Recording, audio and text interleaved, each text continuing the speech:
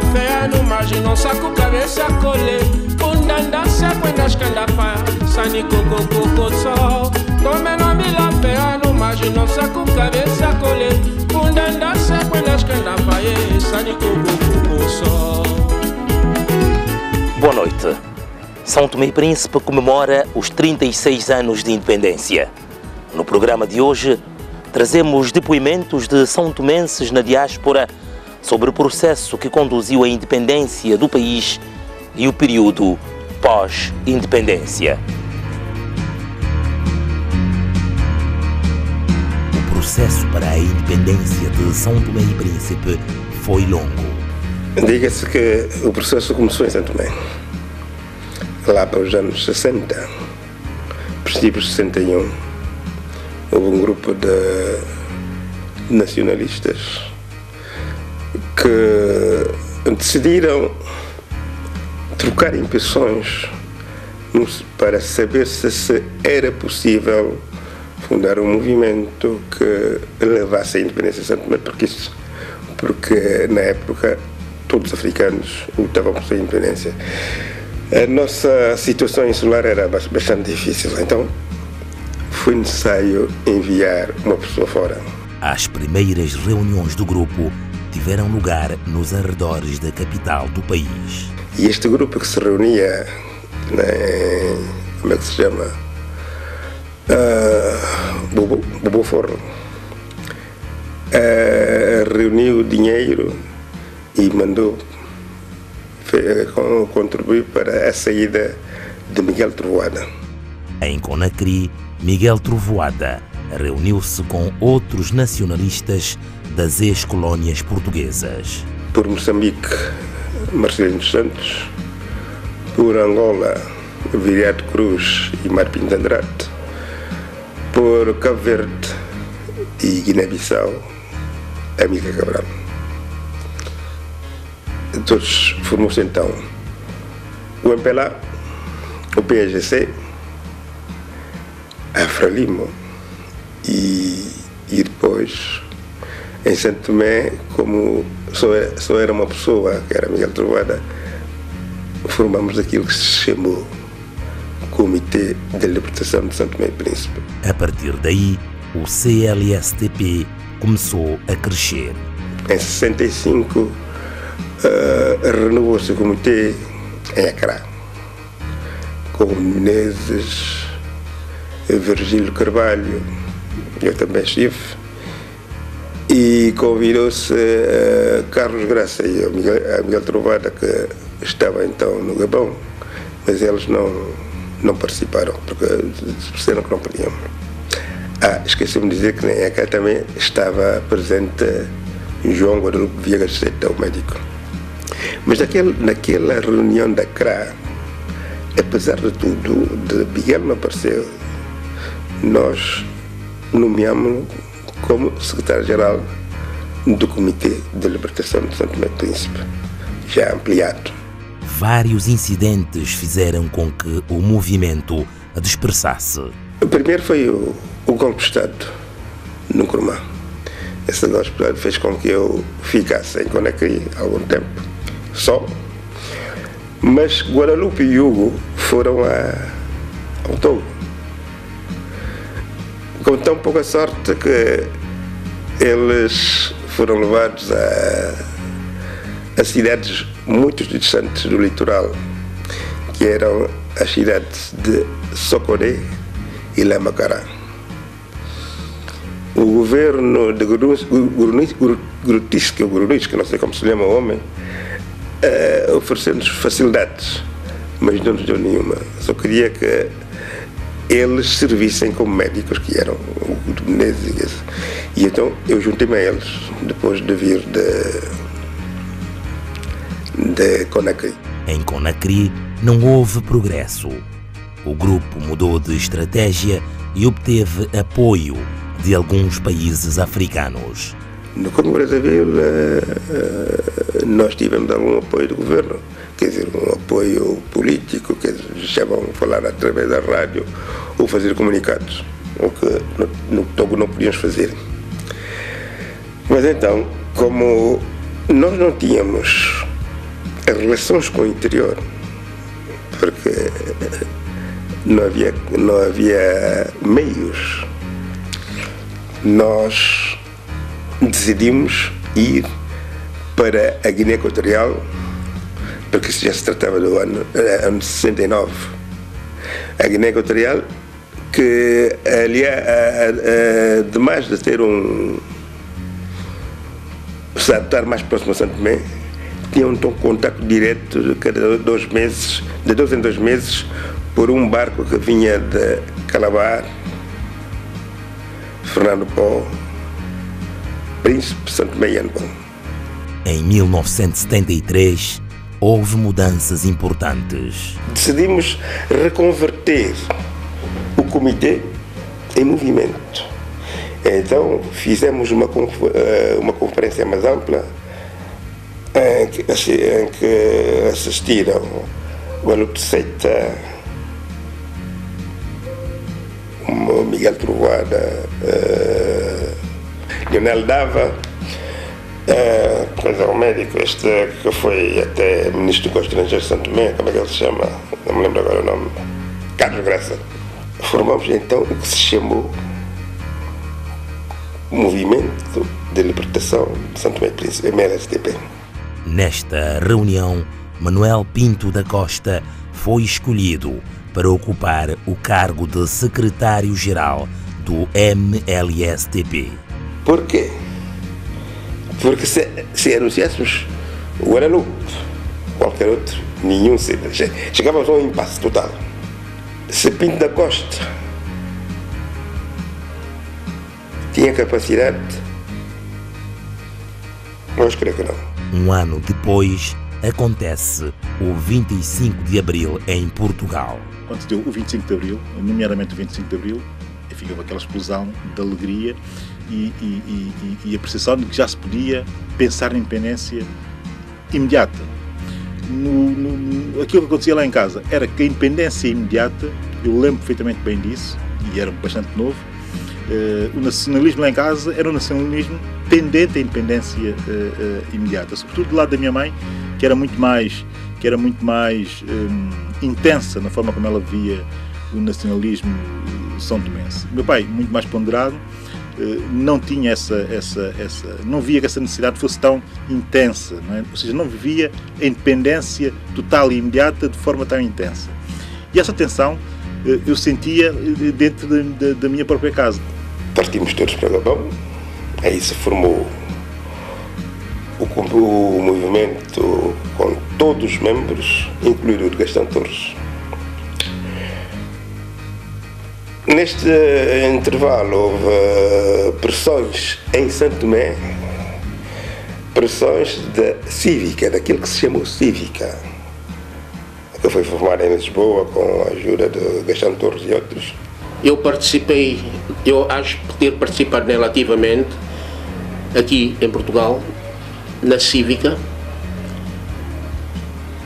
A Associação Cívica contribuiu muito para a independência de São Tomé e Príncipe. Eu sei que alguns estudantes deixaram os seus estudos e foram alertar o tal movimento chamado MLSTP, que eu desconhecia completamente, e foi daí que realmente conseguiu-se a independência de São Tomé e Príncipe.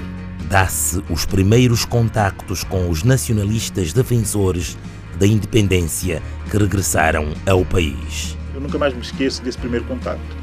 E o curioso do primeiro contacto é o cabelo. Aqueles todos tinham muito cabelo e tinham penteados muito fora. Exatamente, aquele cabelão completamente fora do normal, daquilo que era. Como é óbvio, o bubu, que não era normal no São Tomé, que vivia em São Tomé. Quando olhava para o meu pai, lá para os outros amigos, para a família toda e tal, e toda a gente uma camisinha branca bem engomada e um branco muito branco, as calças azuis ou cinzentas, ou até caqui, e essa era a imagem do São Tomense normal, trabalhador, funcionário e tal, que trabalhava em São Tomé. Depois aquela imagem de domingo, com a gravata, tudo muito bem posto e tal. E quando de repente chegam os independentistas e tal, havia alguns, perdão, que eu até tenho medo deles, eu tenho que confessar isso, a barba era tão grande, o cabelo era tão grande e despenteado, e toda a linguagem deles tão agressiva que a mim metia-me algum medo, quer dizer, dos membros, eu lembro perfeitamente bem, dos membros do governo de transição, eram tipos, enfim, que causavam algum terror, e o pessoal da associação cívica eram outros, que a mim me causava muito medo, até porque não havia nada de particularmente simpático. Hoje a distância entende-se, não é? Porque o momento era tenso, havia que fazer rupturas, e essa gente estava lá para isso, que era para fazer rupturas e para aumentar a tensão, para que não houvesse, digamos que, dúvidas relativamente àquilo que se pretendia, que era a independência total e imediata. Começa a ação da Cívica em São Tomé. Eles mobilizaram quase todo o São Tomense. Fizeram uma pressão tremenda. Pressão esta, com as fotografias que mandaram, que se fez com que nós consigamos ser aceitos na OUA como o único representante do povo São Tomé e Príncipe. Estava aberto o caminho para as primeiras negociações. Se disse os termos em que ia dar-se a independência de São Tomé através de uns acordos que se assinou em Argel. Eu devo dizer que neste acordo participaram Miguel Trovoada, Gastão Torres e François Chong. Mas o homem que fez o acordo foi Gastão Torres.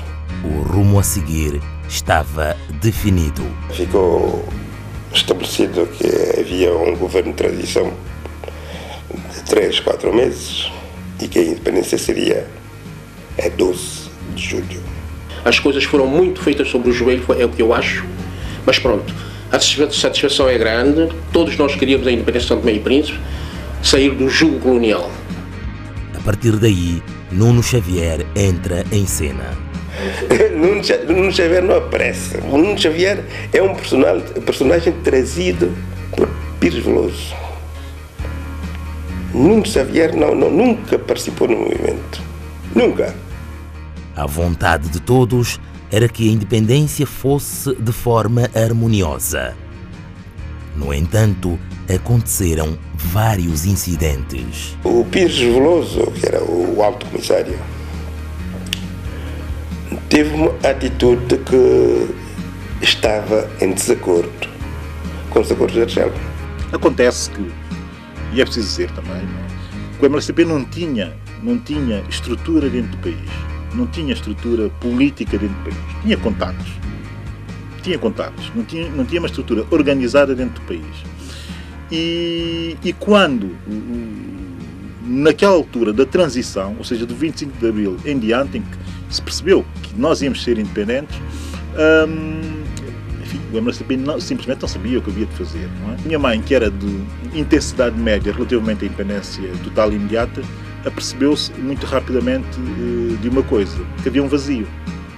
Ela e um conjunto de pessoas, enfim, sobretudo funcionários públicos, pequenos comerciantes, pequenos proprietários e tal, aperceberam-se que havia de facto um vazio. Eu hoje estou a contar isso e muita gente diz, isso é a conversa que esse tipo ouviu em casa e ele não tem a percepção daquilo que está a dizer. Não, eu tenho a percepção muito clara e até posso dizer mais, que um dos primeiros livros que eu li foi uma brochura da Frente Popular Livre, assim chamava-se essa frente, que era uma brochura branca, eu ainda me lembro perfeitamente bem como é que era, com 2 riscas verdes e a dizer Frente Popular Livre em preto. Eu tenho essa percepção muito grande, porque li aquela, foi das primeiras coisas que eu li, fora daquilo que era normal na escola. E depois ouvia muito das reuniões, porque as reuniões eram feitas efetivamente dentro da minha casa, não é? Um conjunto de pessoas que eu conhecia bem, que já eram amigos da família e tal, e efetivamente a minha mãe, que tinha aquele nacionalismo intenso da independência, relativamente à independência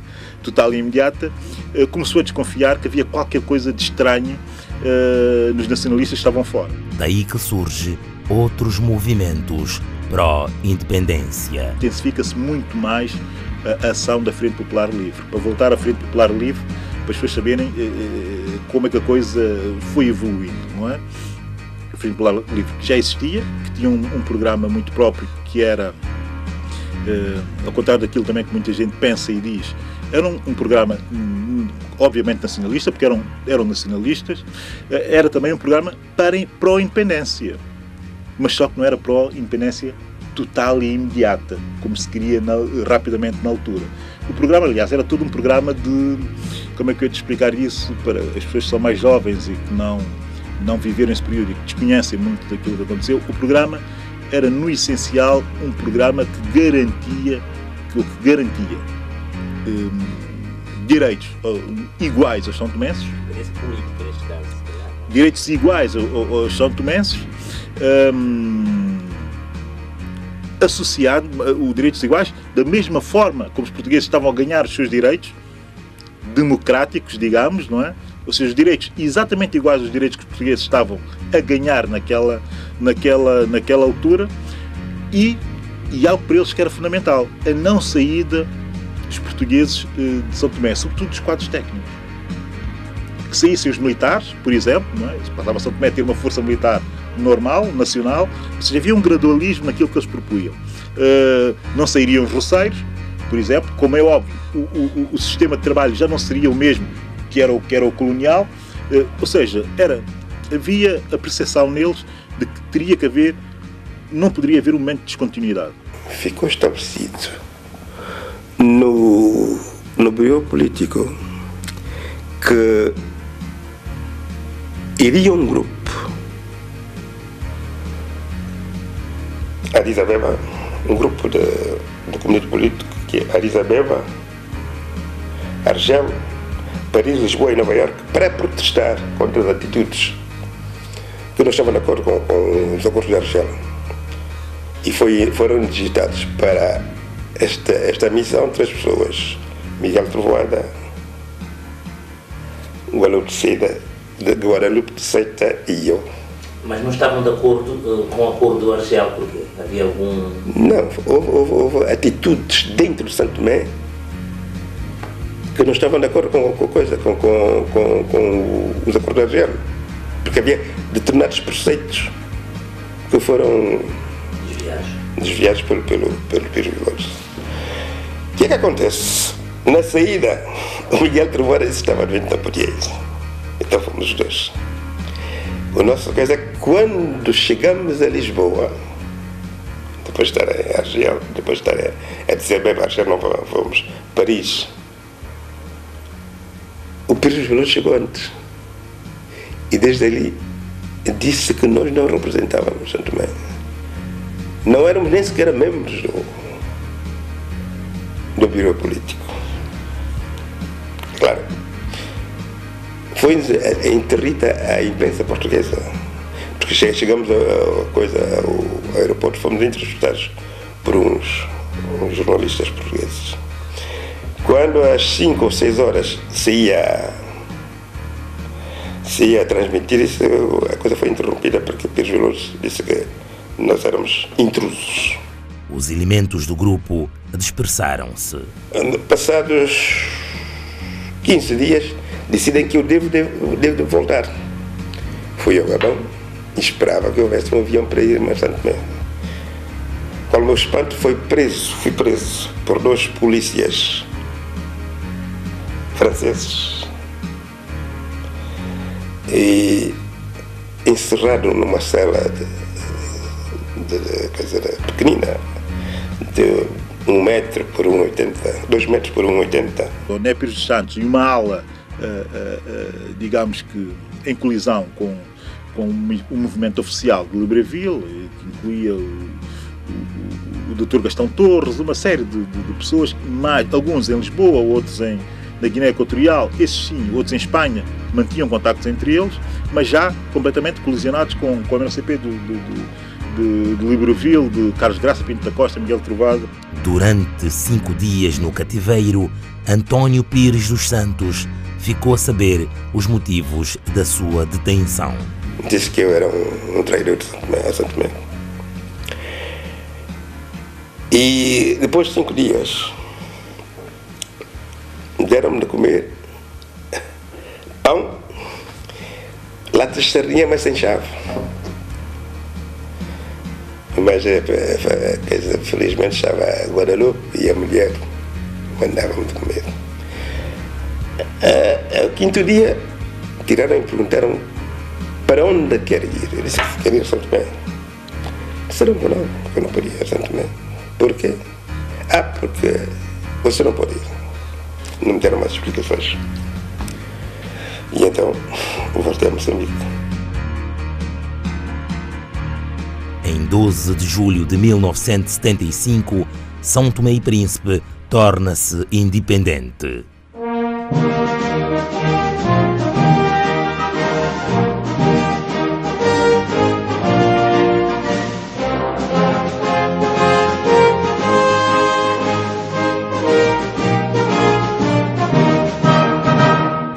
Foi um dia muito significativo em todos os aspectos, em que marcou muito todos, incluindo portugueses, porque naquele dia foi um dia em que se assistiu ao hastear da bandeira são-tomense, o arriar da bandeira portuguesa, em que comoveu muita gente inclusivamente chorou, muitos abraços. Houve momentos em que as pessoas dançavam porque sentiam que, afinal de contas, adquiriram a sua independência nacional depois de tantos anos da colonização portuguesa. E foi um dia em que, mesmo a nível da comunicação social, nomeadamente naquela altura só tínhamos a Rádio Nacional, que fez transmissão em direto do acontecimento, foi um dia que encheu de alegria todos os santomenses, em todos os aspectos, crianças.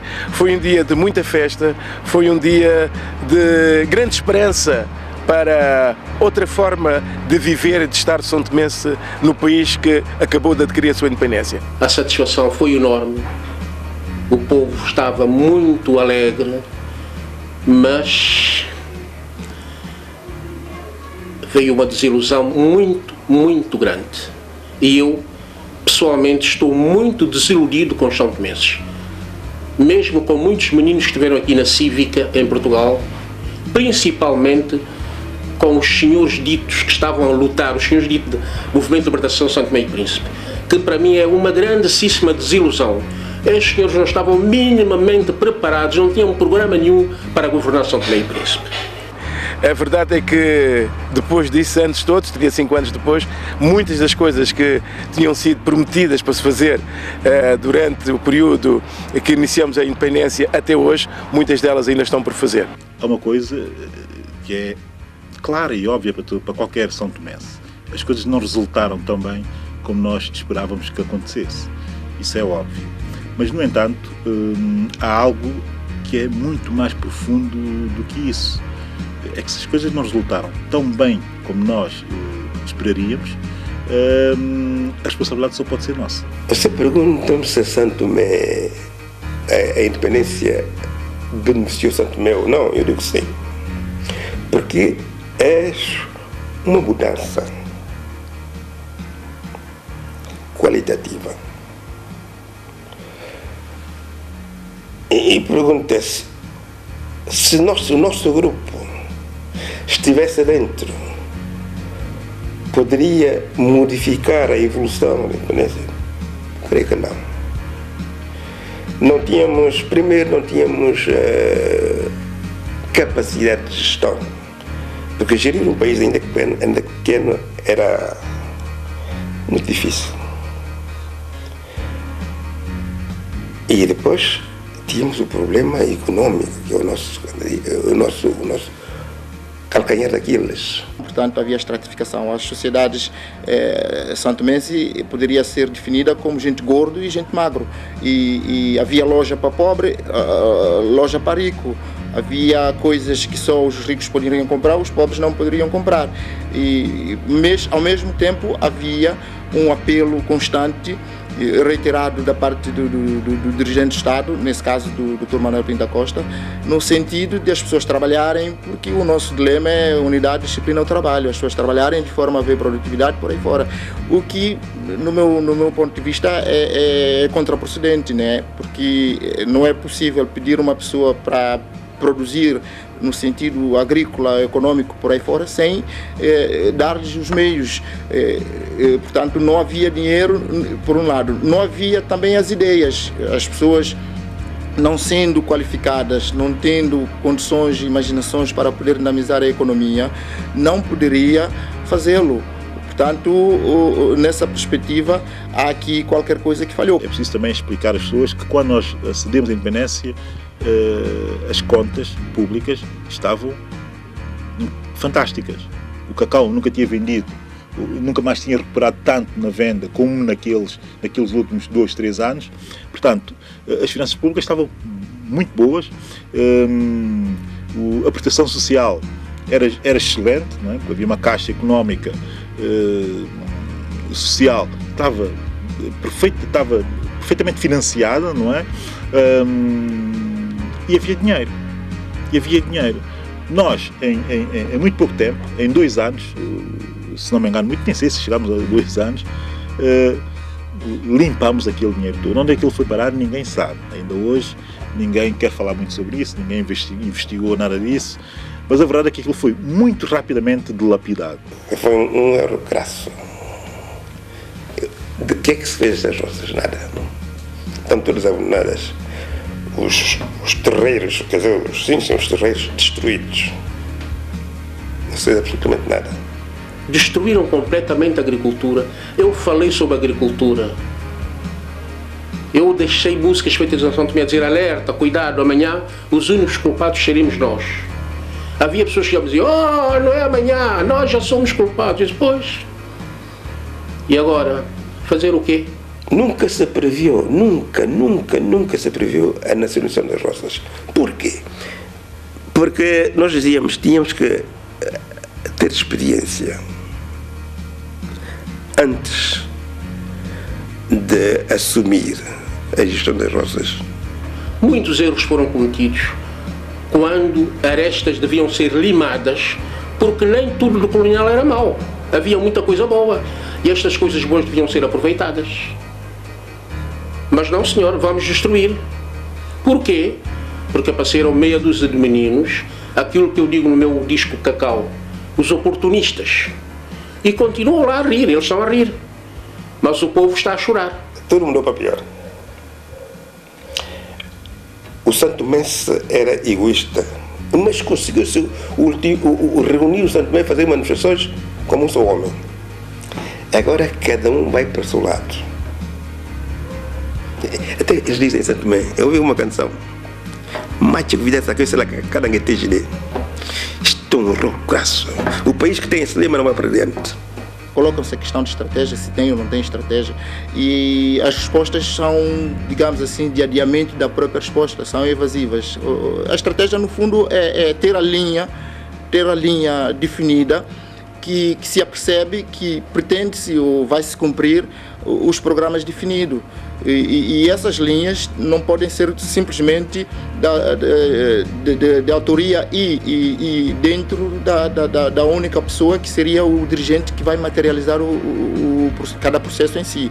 Portanto, ela tem que ser nacional, tem que ser pública, né? Tem que ser conhecida, tem que ser, portanto, permitido que cada cidadão santomense possa, portanto, intervir, se entender e ser esclarecido pelas necessidades de informações que terão em cada medida do programa de desenvolvimento, o programa político, o programa judicial, o programa de saúde. Portanto, todas essas coisas têm que ser conhecidas. São coisas públicas são coisas de todos, sem exclusão de uma única pessoa.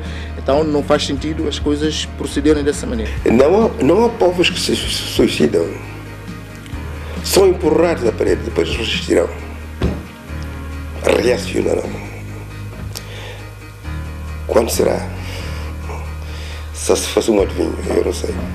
Eu espero um dia, quando São Tomé e Príncipe tiver estado, os grandes prevaricadores, estes senhores oportunistas, sejam chamados a prestar contas com o erário público. A verdade é que com os 36 anos de independência, São Tomé e Príncipe não alcançou o desenvolvimento que todos esperávamos. No entanto, as expectativas continuam em alta com o ciclo do petróleo. Santo Tomé não me la fé, no margem saco cabeça colhe, undanda se quando as candafa, sani coco coco sol.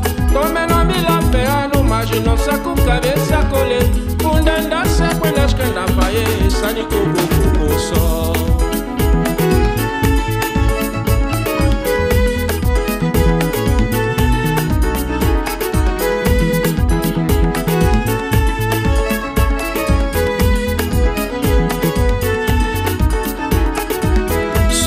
bichinho, sume bichinho, todos lijam vivo com ter consciência. Vamos tudo, para não pôr a Santa Mé.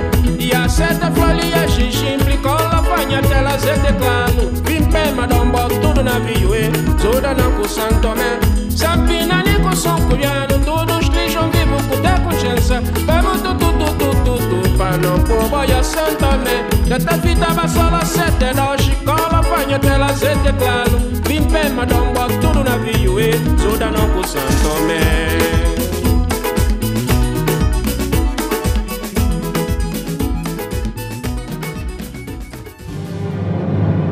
Seus 18 anos de história ao serviço do país, o Banco Internacional de São Tomé e Príncipe apoia a diáspora santomense na transferência das suas poupanças para São Tomé e Príncipe. Com toda a segurança e rapidez, consulte-nos em www.bistp.st. Banco Internacional de São Tomé e Príncipe, o Banco da Diáspora Santomense.